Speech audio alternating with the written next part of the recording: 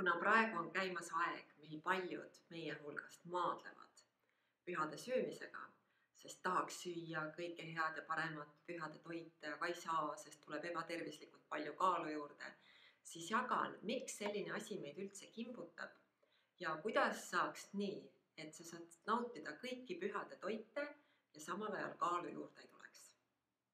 Pühade ajal võtab keskmine inimene kaalus juurde 0,5 kuni 5 kilo, olenevalt millist uuringut aluseks võtta.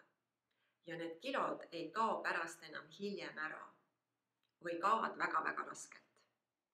Kui lugeda, mida soovitatakse inimestele, kes ei soovi pühade ajal kaalus juurde võtta, võib avastada, et need soovitused on teostatavad võib-olla rohkem tavalise kui emotsionaalse sööja poolt. Näiteks söö aeglaselt, maitse päriselt oma toitu, kuula oma keha täiskõhu signaale.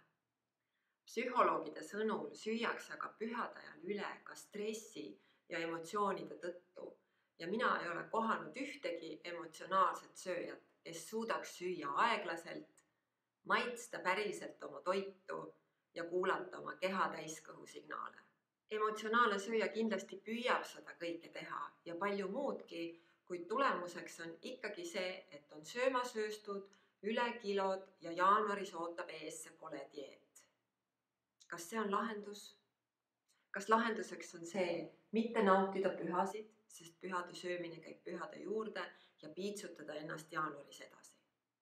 Lahendus oleks see, kui saaksid pühade söömist nautida ilma süümepiinadeta ja ilma, et kaalu juurde tuleks. Kuidas seda teha? See on võimalik, kui õppida vabanema emotsionaalsest söömisest. Siis ei juhi söömist enam stress, emotsioonid, vaid tühi kõht.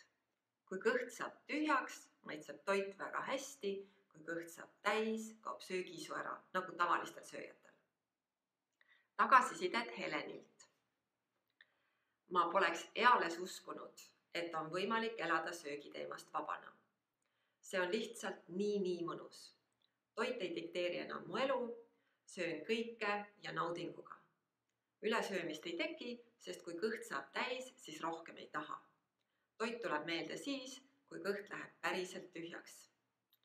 Ja ime on juba üleüldse see, et tunnen nii hästi, millal keha toitu vajab. Varem oli pidev, tahaks midagi head ja tühja kõhtu ei tundnudki. See on lihtsalt totaalselt erinev elu ja ma olen nii rahul sellega.